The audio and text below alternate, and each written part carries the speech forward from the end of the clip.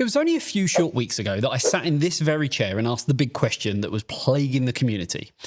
Buy now or wait? In that video, we took a deep dive into Nvidia's history of release cycles, looking at the patterns they've established over the last decade. And we came to what felt like a pretty solid evidence-based conclusion. We told you that if you could hold out, if you could just exercise a little bit of patience, the smart money was on waiting for the RTX 50 Super refresh. The pattern was clear and the logic was sound. Better specs, significantly more VRAM, and better pricing were inevitably coming in early 2026 to fix the complaints of the launch lineup. Well, as is often the case in this volatile world of technology, life comes at you fast. Since we published that video, the rumour mill hasn't just shifted, it's practically capsized. The roadmap that seemed so certain, a glitzy CES 2026 announcement followed by a retail launch in April, putting it exactly a year on from the initial RTX 50 series launch, is now crumbling before our eyes. New, credible reports emerging from the Asian supply chain suggest that the RTX 50 Super lineup hasn't just been delayed by a few weeks, it might be on the chopping block entirely. We are seeing a perfect storm of bad news, a chronic shortage of the specific 3GB memory modules needed to fix these cards, a global memory price spike that is squeezing margins to the breaking point, and a release window that is slipping dangerously close to the next generation. So today, we need to urgently update that advice. We're going to look at why the wait for super strategy might now be a financial trap, how the skyrocketing price of global memory is effectively holding Nvidia hostage, and why a refresh right now would result in prices that would make us, frankly, all laugh, if we weren't already kind of crying about the state of the GPU market. But, as always, before we get into the nitty-gritty, here's a quick word from this video's sponsor. I don't have enough money to buy the PC I want. What do I do? Fear not. Don't worry, small child. Have you not heard of the Black Friday deals that CyberPower PC are running right now? No. What are they? They have deals on a range of desktop PCs and laptops with some huge savings to fit your budget. Fully built and delivered to you by the professionals, and comes included with a 2-year parts and 5-year labour warranty. And on top of all of that, you can also win your money back on your Black Friday PC purchase by automatically getting entered into a draw. That sounds amazing. Shut up and take my money. But be quick, as these deals won't be around forever.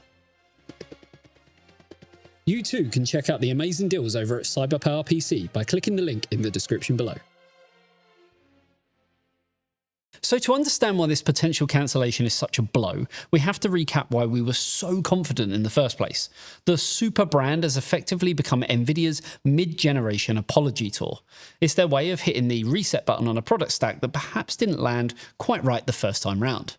We saw it clearly with the RTX 20 series. The original cards were launched into a difficult market and were widely criticised for their pricing relative to their rasterization performance. So less than a year later, the Super refresh arrived to course correct. The RTX 2070 Super was a standout, effectively giving us near RTX 2080 performance for the same $499 price tag that the original 2070 occupied. Even more importantly, the RTX 2060 Super finally fixed the biggest complaint about the original card, which was the memory capacity, bumping it from a limiting 6GB up to a much more usable 8GB. We saw this exact same playbook executed again with the RTX 40 series. The original RTX 4080 was a fantastic piece of silicon, but it was hamstrung by a terrible $1,200 price tag that left it sitting on shelves. The RTX 4080 Super fixed that specific issue. It offered slightly better performance, but crucially, it dropped the MSRP to $999. It was a strategic correction that the market demanded. So the pattern is undeniable. Supercards offer more performance for less, or at least the same money. That's why we, and pretty much everyone else, speculated that the RTX 50 Super series would arrive at CES in January 2026. The expectations were specific and technical. We were expecting an RTX 5070 Super and 5080 Super that finally addressed the memory bus width and capacity concerns of the vanilla cards. The dream was that Nvidia would utilize new, dense 3GB GDDR7 memory modules. This would allow them to keep the same bus widths, but offer massive capacity jumps, turning a 12GB card into a sort of 18GB card, or a 16GB card into a 24GB monster. It was going to be the fixed Blackwell lineup that cemented Nvidia's dominance. Sadly though, that smooth sailing timeline has hit a bit of an iceberg. Instead of hearing about finalised specs and board partners like MSI, Asus and Gigabyte prepping for a Vegas reveal at CES, we're now hearing reports of major, indefinite delays. Credible industry insiders and supply chain sources are now suggesting that the RTX 50 Super refresh has been pushed back from that ideal Q1, Q2 window to Q3 2026 at the earliest. And that's a massive problem for the viability of the entire project. In the GPU world, timing is everything. If Nvidia releases a high-end refresh in Q3 2026, meaning August or September, they are landing dangerously close to the next generation Rubin or RTX 60 series launch window. Historically, new architectures target a late-year release, typically around October or November. Releasing a premium refresh just months before a whole new generation makes zero business sense. It completely cannibalizes sales of the outgoing generation and just confuses consumers who will simply choose to wait for the newer architecture. This timing slip has led many analysts to believe that the delay isn't just a scheduling conflict, it's a soft cancellation. So why would Nvidia cancel a guaranteed moneymaker? Why deviate from a strategy that saved them twice before? Well, the answer isn't about the GPU silicon. It is entirely and undeniably about the memory, specifically the price and availability of GDDR7. The entire technical premise of the RTX 50 supercards, the fix that we were all waiting for, relied almost exclusively on the mass availability of new 3GB GDDR7 memory modules. As you know, the current vanilla RTX 50 cards use standard 2GB modules, and to get those perfect VRAM numbers like 24GB on a 256-bit bus or 18GB on a 192-bit bus without completely redesigning the GPU core to have a wider memory bus, well, Nvidia needs those denser 3GB chips. But here's the kicker. The price of high bandwidth memory is currently going through the roof. The global AI boom has vicariously consumed the world's supply of DRAM. Major manufacturers like Samsung, SK Hynix and Micron have aggressively reallocated their production lines away from consumer graphics cards. Instead, they're pouring almost all their capacity into HBM, or high bandwidth memory, for enterprise AI accelerators because the profit margins on those chips are astronomical compared to what they make selling to gamers. Recent market reports are terrifying, indicating that DRAM contract prices have surged by over 170% year over year as of late 2025. Furthermore, yields on the specific denser 3GB GDDR7 consumer modules are reportedly tight. Because they are a niche product compared to the standard 2GB modules, and because the fab space is being cannibalized by AI demand, the manufacturing cost for these chips has spiked significantly. This is having a knock-on effect across the entire industry. You can see that happening right now if you look at the price of standard DDR5 kits for desktop PCs, which have been creeping up in price for months. This puts Nvidia stuck between a rock and a hard place. If they want to build those supercards to the spec that we all want, they have to pay a massive premium for the memory to do it.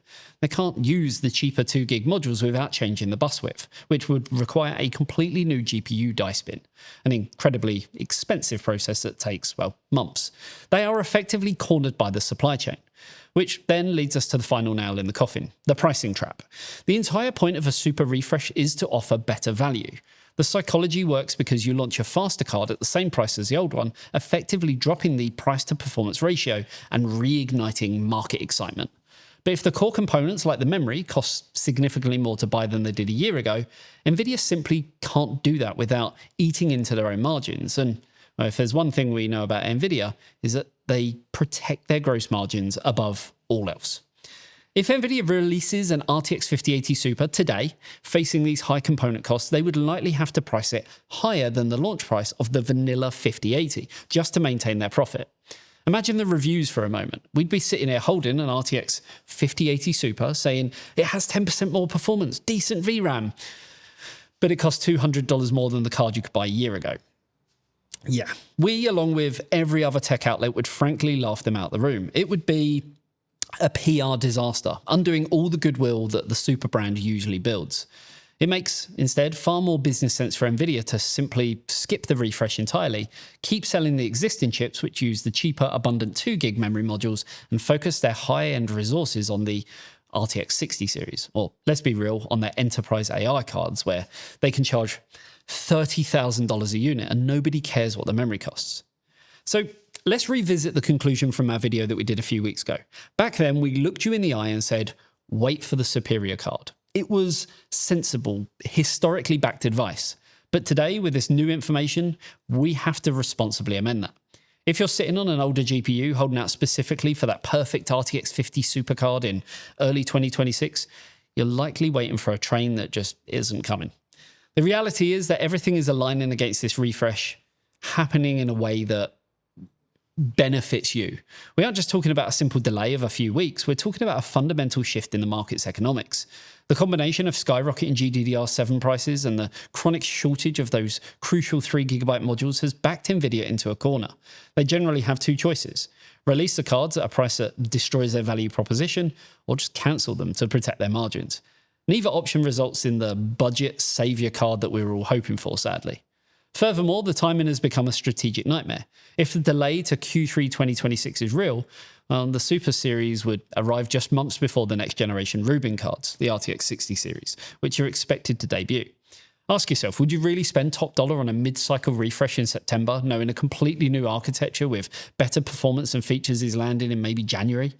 Nvidia knows that you won't. They know that launching a premium product at the tail end of a generation is a recipe for unsold inventory and, well, angry partners. For the first time in years, the wait for refresh advice might be actually the wrong move. If you desperately need an upgrade and you see a decent deal on a current gen card or even a previous gen clearance deal, it might actually be time to pull the trigger instead. The market has become volatile, and banking your gaming future on a product that is currently fighting for its life in the supply chain is a risk that simply doesn't make sense anymore.